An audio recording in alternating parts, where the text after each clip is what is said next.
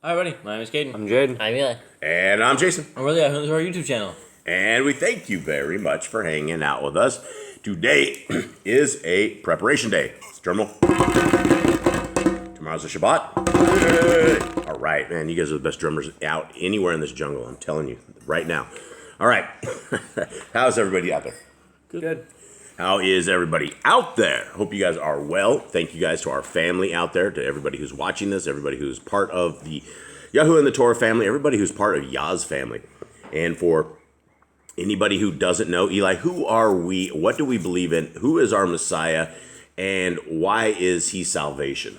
Take it. So we believe the law, statutes, and commandments of our Creator, the first 5 books of the Bible, Genesis, Exodus, Leviticus, Numbers, and Deuteronomy, are still around to this day. They were never abolished. They are by our Creator, Yahuwah. His name is not God, because that is a title. His name is also not Lord, because that is also a title. His name is Yahuwah, because that is his original Hebrew name of I am that I am. And we believe that his commandments are still around to this day. And his son, Yehoshua, is that his name, because there were no J's in Hebrew. And we believe that he did not abolish the commands. They are still around, and we believe that he had died for our sins, and he is our salvation. All right, and so salvation begins where, essentially? How does salvation, for somebody who has never, when you're in the Christian religion, salvation begins to the Christians when you raise your hand and you say a little prayer. And the prayer is something like, Dear God, and then the kids say, Dear God, I would like to ask Jesus into my heart and to forgive me for my sins. Something of the sort, something like that. And that is what we used to lead the kids in prayer. All of the Christians, every church camp, everything. If you're a Christian, there is a guide book to salvation. But unfortunately, the guidebook of salvation is about 7 or 8 books. It revolves mainly around the books of Brother Shaul, Brother Paul. And if you take any manuscript, or if you take any book, say you take this book that's 300-400 pages, and you start 3/4 of the way through the book, what do you think you're going to understand out of that book you're trying to read? That is the same thing with scriptures. And where we are with scriptures is the majority of the world that refuses to read them. They don't care what they have to say. When you read them, it is very, very clear that our Creator has a way and a path and a function for us, how to live, how to breathe, how to worship, how to do everything. And it is found in the Torah. It is found in Genesis, Exodus, Leviticus, Numbers, Deuteronomy. And without those books, we do not have a foundation. It is like building your house on the sand. The winds will come, the rains will come, and the house will fall down because you do not have strength on the rock. The rock is the Torah. That is the first 5 books. Genesis, Exodus, Leviticus, Numbers is our foundational cement rock guidelines that we put our lives across, that we use to gauge everything about our lives. Gentlemen, do you have anything to add to that? No, it's just you should read the very first Bible if you want to understand it. Read the first 5 books, start there, and read those as you are being talked to. Yep, absolutely. Okay, somebody take me into where we are at with our with the writings of Abraham today, please. We got into Abraham, how he left his land of his nativity, where he was born, where his parents were, where his family was, and he left. He went down from the Holy Land as well, from the Holy City. He went down to Egypt, and he's down there, and he is told to tell everyone that his wife is his sister, so that y'all can do his work there. So he does that. He gets Pharaoh gets cursed because of this, and Pharaoh basically turns to Elohim due to the curses because he wanted to marry Sarah for this. He wanted to marry Sarah because she was more beautiful than all the other women in Egypt. Yeah. Okay, and so this is where we're at right here. Abraham just came and blessed Pharaoh yesterday in yesterday's reading, and took away the curse that it was befallen upon Egypt. And for anybody who wants a hard copy of the book that we're reading, this is the prisoner ministry that we are running right here. About every 10 books gets a free scriptures into our brothers and sisters in chains. And so you can go to YahScriptures.com. Links are all in the description. You can get the writings of Abraham. The book of Enoch is up as of yesterday, but we don't have it here yet. It should be here either today or maybe next week some point. But it is done as well. It's restored names. Every bit of that is restored names. These are small little books. But if you're waiting for the main scriptures, these are great books to get. We also have a pre-order now. You can definitely get a pre-order in. A lot of people have looked. A lot of people are very interested in these scriptures when they are coming out. We thought they would be out. We would have them to the printer by now, but we ran into another way that we are proofreading them. And as we started proofreading them, we found errors, and we are not going to put these scriptures out with errors. And so we are diligently finishing this up again. There's a lot of us that are going through this, and guys, there's 1.4 million words in these scriptures. And so there are teams of us that are going full-time every single day. We're making very, very good progress. We're very, very close. We are hoping under 2 weeks before we have this to the printer. We hope to have it in the printer's hands no later than November 1st, and then that would give the Bible scriptures somewhere in February or March that we have them in our hands, and we will get them out to you. And so this is a 103 book large print for all of you blind friends and family out there like me. I'm completely blind when it comes to that. All the old scriptures I have, I cannot see a thing in there. And so these are large print for all of our senior years. And so it's right there. Okay, let's get into this, gentlemen. You guys locked and loaded? Okay, 75. Then Pharaoh rose and praised Yahuwah and proclaimed to all his people that they should worship the Most High Elohim who had healed them. And he desired to enter into a covenant of eternal brotherhood with me, that I should be his father, and he should be my son. Wherefore I said unto Pharaoh, put forth thine hand upon my thigh, and I will make thee swear before Yahuwah, the Elohim of the Shamayim and earth, that thou shalt be true to me, and thine heirs to mine heirs forever. And I shall receive thee unto myself to be my son and brother, to inherit all the baraka of mine house, and to bear my kahuna forever. Wherefore Pharaoh put his hand upon my thigh, and swore to me according to this oath.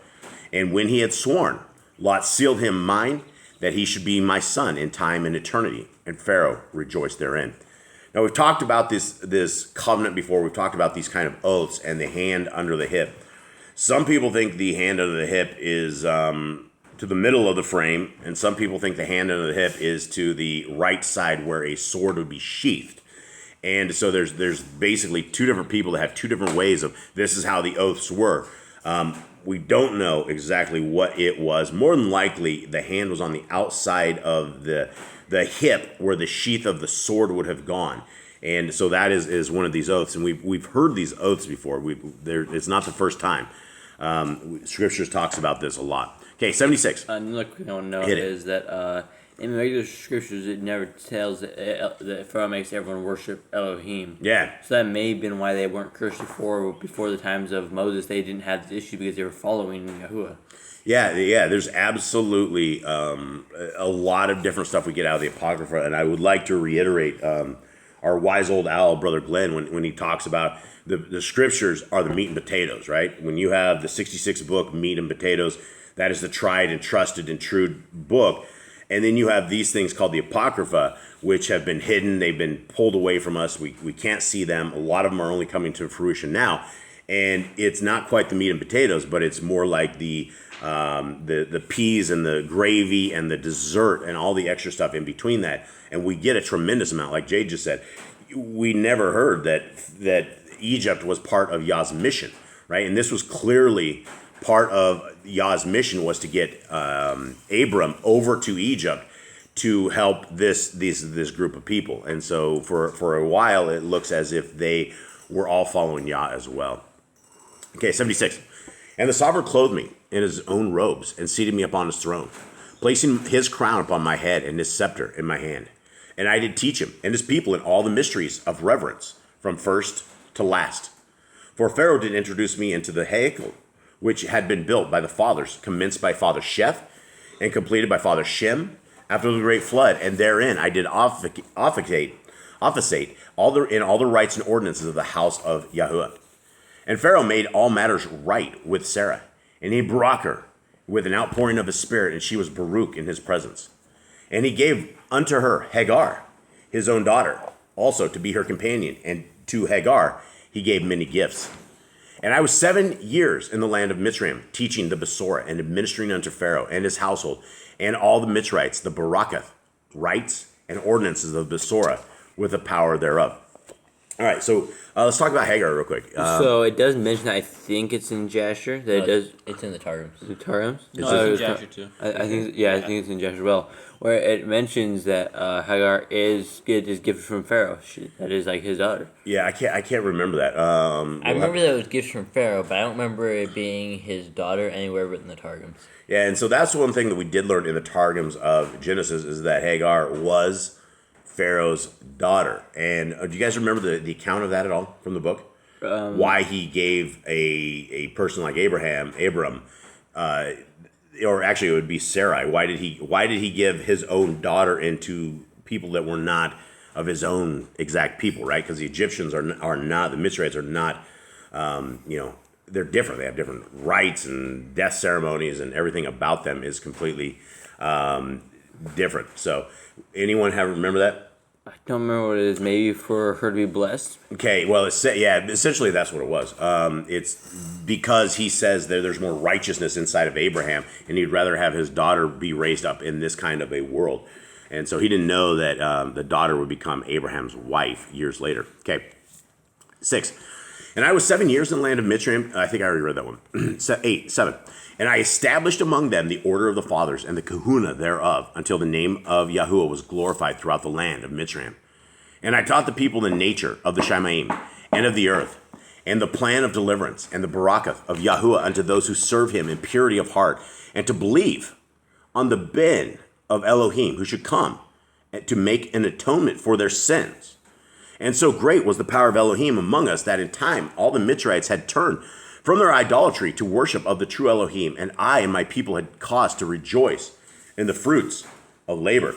All right, this is stuff, again, you do not get decisively in regular scriptures, right? In the Old Testament, it doesn't say this just like this, where it says, believe on the ben of Elohim, who should come to make an atonement for their sins.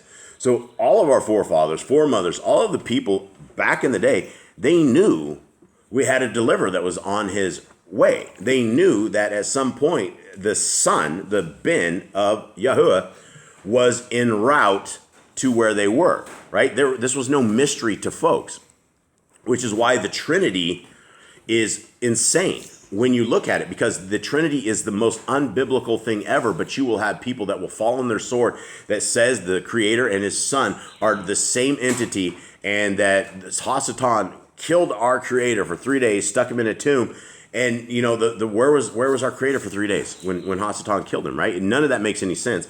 When you read scriptures, the Trinity is a complete bust. It's completely satanic. But I found that very interesting that the Son is already described this early in scriptures. Anyone have anything? No. It's obvious they knew the prophecy, and you would have thought that the Pharisees would have understood Yehoshua when they came along for all the people that talk about him. Yeah. At the end of 7 years, Yahuwah visited me and said unto me, Baruch art thou, Abram, servant of the Most High, for the joy shall be great in my mansion, with this multitude which thou hast brought unto me. Wherefore thy name shall no more be called Abram, but Abraham shalt thou be called, which is by interpretation father of a multitude. It's good, finally his name is changed, because Eli kept telling me I kept saying Abraham the whole time, so now I shouldn't get this wrong. 2, moreover, thy wife Sarai shall no longer be called by that name, but Sarah shall she be called, which signifieth a queen. For Sarah have I chosen and appointed to be thy queen of queens, for from her shall issue the promised seed, even him who shall be thine heir. Behold, the day cometh when the seed of Cam shall rule again in the land, and at that day thy seed shall be in bondage to them.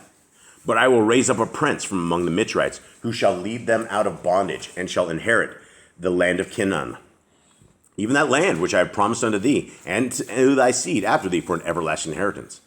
Moreover, from the loins of thine heir shall proceed Hamashiach, even the ben of Elohim, who shall walk upon the earth ministering to the poor and lowly, who shall be lifted up that the price might be paid for the original sin of Adam and for the sins of all mankind, that all who will believe on his name and receive his ordinances and keep his commandments should not perish, but inherit everlasting life.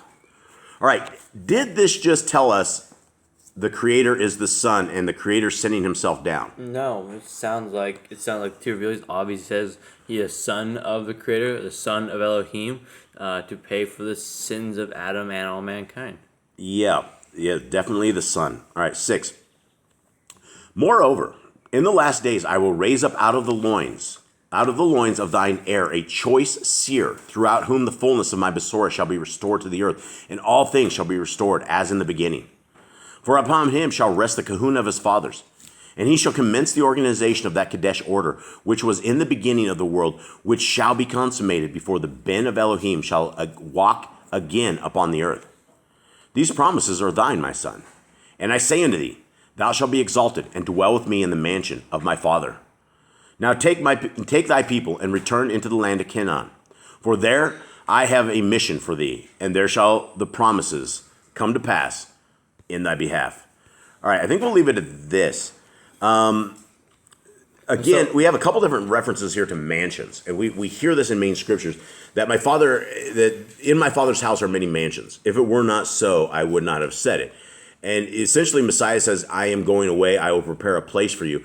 We hear about the mansions again, things of this nature. Now, Jade, what did you have? This last guy I think it's talking about when it says rise up. I think it's talking about John the Baptist. You think it's John the Baptist? Yes. I think it's John the Baptist. Yeah, I think so, because it's before the Son shall come. And so a lot of stuff here about the Son that we don't hear in main scriptures, in the main first part of the Tanakh. And, maybe more people believe if they read these books, like Yehoshua said, if they didn't believe these books, they're not going to believe me. But here it is, and it obviously shows that Yehoshua was talked about in the early days. And I don't know if they didn't have this book back then, but... Well, the problem is, Jade, is that people don't read any book. They don't read any of this. And so all they have is what some guy, a preacher guy, probably a real nice guy, who makes a lot of jokes, who's real funny, who's lovable and likable, who sits there and worships on the wrong day. And that's what he tells people to believe. And they will believe that over the book that our Creator has provided to us all. And if we are unlazy, if we are willing to seek the kingdom is right before us. There's no mysteries to this kingdom. Really, the mystery of the kingdom is that we don't read scriptures. When we read the scriptures, the mysteries are unfolded right before our eyes. We know what they are. And so with that, everybody, we hope that you guys have a wonderful preparation day. We hope that you guys have a great Shabbat. We have a live service that we had tomorrow at 11 o'clock. We hope to see you guys there. It's not even a service, guys. It's a reading. We just read this in the middle. It's a get together with a bunch of folks. We do it live. It's a lot of fun. If you guys would like to join us, we go over the Torah. We go over. We're in Exodus. I don't even remember where we're at in Exodus somewhere. Probably Exodus 10, 11? Probably 10ish. 10ish. And so we're just going through it. And so if you guys are looking for another reading, that would be great. We'd love to have you there. So with that, everybody, we'll call this it. Ciao. All right. Shalom.